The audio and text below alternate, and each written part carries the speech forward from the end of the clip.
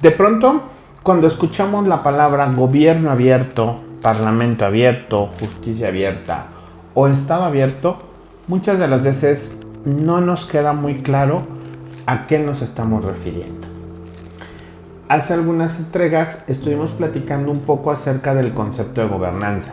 Decíamos que este concepto viene a raíz de la teoría administrativa, en donde precisamente se combinan estos factores como participación ciudadana, gobierno en redes y algunos otros elementos.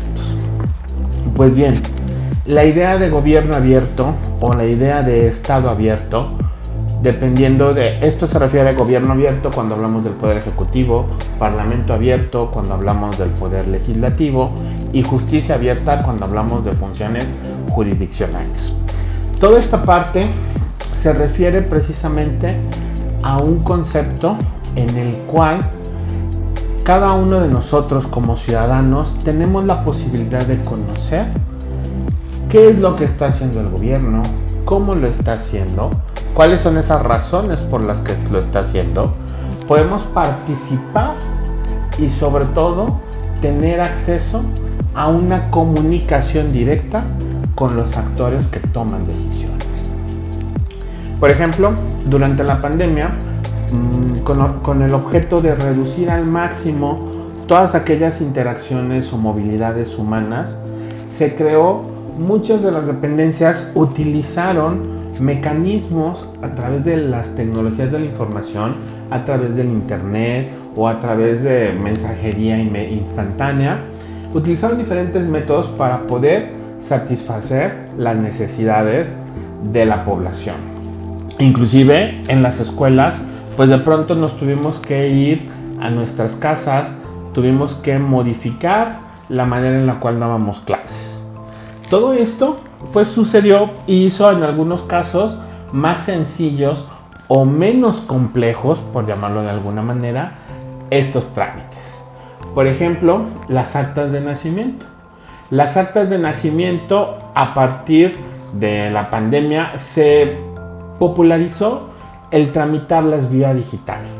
Ya sea que acudieras a un kiosco en donde podías hacer el trámite, o ya sea que lo podías hacer en internet y te llegaba a tu correo electrónico un PDF con todos los códigos de seguridad necesarios para darle validez a esa acta de nacimiento. Esto es un ejemplo de lo que se puede hacer con un gobierno abierto. Transparencia, participación ciudadana y el uso de tecnologías de la información son tres de los elementos básicos para poder entender el concepto de gobierno abierto. Empezaremos por la idea de transparencia. La transparencia implica el saber qué hace, cómo lo hace, cómo toma decisiones el gobierno, qué elementos toma en cuenta para tomar una decisión. Eso es la transparencia. El que nosotros como ciudadanos podamos conocer todos aquellos elementos, factores o consideraciones que en determinado momento hizo el gobierno o el Estado en términos generales para tomar una decisión. Eso quiere decir que nosotros tengamos la posibilidad de conocer esos razonamientos, el conocer cuáles fueron esos elementos técnicos, sociales, políticos, que en determinado momento tomaron en cuenta los tomadores de decisiones para poder emitir un acto de gobierno. Esto nos abarca todas las acciones de gobierno. Todas las acciones de gobierno tienen que estar soportadas por una toma de decisiones. También la transparencia es conocer aquellas cuestiones técnicas, es decir, planos, estadísticas, todos aquellos elementos técnicos que en su momento tomó en consideración la autoridad para tomar determinada decisión, también es parte de lo que queremos conocer. Si, por ejemplo, nosotros queremos conocer por qué se utilizaron ciertos materiales o por qué se utilizaron cierto diseño para la línea 12 del metro que después resultó que se iba a caer, Pues bueno, a lo mejor fue un error humano, a lo mejor fue una falta de cálculo, pues o a lo mejor alguien no hizo bien su trabajo. No podemos saberlo, no podemos decirlo. Eso es precisamente a lo que nos ayuda la transparencia. También no quiere decir que necesariamente todo tenga que estar a la vista de todos. Existen ciertas cosas que el Estado, por el riesgo que implican, tiene que conservar. Pero aquí es importante tomar en cuenta una palabra, el riesgo, ¿sí? El Estado, para poder ocultar, para poder reservar, que es la palabra correcta, tiene que medir cuál es el riesgo de dar a conocer esa información. Por ejemplo, si nosotros le pedimos los planos de la cárcel de máxima seguridad, pues bueno, evidentemente hay un alto riesgo. ¿Por qué? Porque esos planos podrían llegar a la delincuencia organizada y bueno, podría facilitarles el desviarse de la acción de la justicia. Entonces, hay ciertas cuestiones que el Estado, cuando lo mide un riesgo que es posible o que no es posible entregarlo. Pero no quiere decir que todo sea un riesgo. Evidentemente, la mayoría de las acciones que hace el Estado pues implican un riesgo mínimo. A final de cuentas es una decisión en una toma de decisiones, en una serie de toma de decisiones. El riesgo tiene que ser una condición que realmente afecte y que digas es preferible ocultar la información que el hacerla pública. Entonces, con esto podemos saber que la transparencia es el saber cómo actúa la autoridad, bajo qué parámetros y única y exclusivamente en casos excepcionales nos puede reservar algún tipo de información. Otro de los factores importantes o de los conceptos que se manejan en gobierno abierto tiene que ver con la participación ciudadana. ¿Qué quiere decir la participación ciudadana? La podemos traducir como el ser escuchados, ¿sí? Recordemos nosotros que el Estado, los gobiernos, nacen por la necesidad que tenemos de vivir en comunidad. Entonces, lo menos que el Estado puede hacer por nosotros es escucharnos. Me queda claro que hay infinidad de pensamientos, pluralidad de formas de ver el mundo, ¿sí? Si nosotros tenemos un grupo de 5 personas y tenemos un problema, les aseguro que van a salir más de 10 soluciones. Cada uno de nosotros, en esta diversidad que nos caracteriza, en este poder pensar diferente, podemos tener muchas opciones.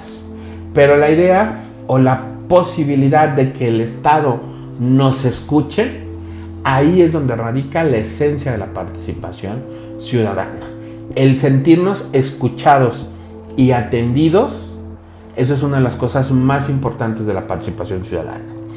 La participación ciudadana puede ser desde el contestar una encuesta de satisfacción cuando nos subimos al transporte público o cuando vamos a una consulta médica, hasta inclusive pues participar en mecanismos más complejos de participación como los consejos municipales o estatales de planeación, o participar en procesos de consulta pública de una decisión pública, de una decisión que vaya a tomar el Estado. Todos estos son diferentes niveles y tienen diferentes modos de participar, pero al final de cuentas todos tienen y cumplen la misma finalidad: el ser escuchados por quienes toman las decisiones. Y más allá de ser escuchados, la participación ciudadana también implica el ver nuestras ideas materializadas, ¿sí? No nada más quiere decir que vengas y me digas qué opinas, sino también procesar esa información, sacar algunas conclusiones derivadas de esa información, pasarlas por un tamiz técnico y al final del día tomar una decisión derivada de esta participación. Muchas de las veces nosotros sentimos o pensamos que únicamente nos preguntan por preguntarnos, que ya se tiene la decisión tomada y que únicamente es una manera de legitimar sus acciones. No necesariamente, muchas de las ocasiones, como hablábamos, existe una diversidad, una multiplicidad de pensamientos dentro de toda la sociedad. Entonces muchas veces es muy complejo darle satisfacción a todos. Pero cada vez que nosotros tengamos la posibilidad de expresar nuestra opinión, de generar una opinión para la toma de decisiones públicas, es importante que la hagamos. Es importante que nosotros vayamos y digamos, necesitamos un alumbrado público, necesitamos un mercado, necesitamos una nueva ruta de camión. Si nosotros nunca lo decimos, nunca lo expresamos o no tenemos ningún mecanismo en el cual podamos hacer esta expresión, pues lo más seguro es de que no se lleve a cabo. Entonces, por eso es importante que la participación ciudadana sea el sentirnos escuchados y que esta escucha se traduce en verdaderas acciones de gobierno que se ejecutan. La escucha es muy compleja porque somos muchos y pensamos de manera muy diversa. Pero el hecho de que nosotros nos sintamos escuchados y que derivado de ese debate que se da entre las diferentes formas de pensar surge una acción a ejecutar, en eso radica necesariamente la participación ciudadana.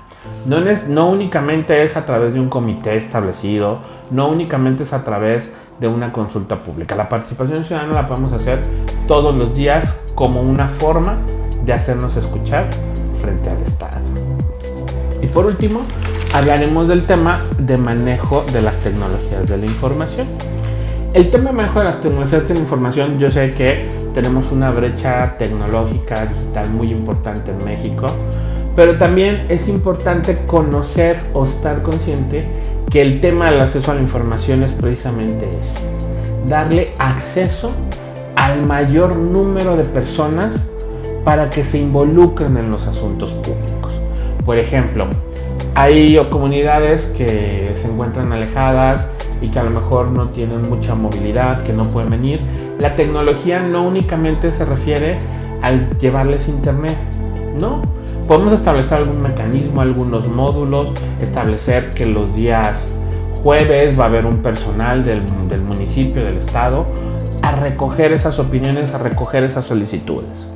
El utilizar la tecnología tiene que facilitarnos la posibilidad de que cada uno de los ciudadanos pueda expresar su opinión sobre los asuntos públicos del estado, del municipio o del país entero. Esto es realmente la finalidad del utilizar las tecnologías de la información. No se trata de eliminar la brecha digital, de dejar afuera a aquellos que no tienen los medios para acceder, sino al contrario, es una responsabilidad del Estado que tiene de cómo llegar a más gente y que esa gente tenga la facilidad de opinar sobre los asuntos públicos. ¿Sí? No únicamente es excluir a quienes no tienen internet, excluir a quienes no tienen un teléfono inteligente. Ellos tienen, al contrario, el Estado tiene un reto con ellos porque tiene que buscar mecanismos que faciliten.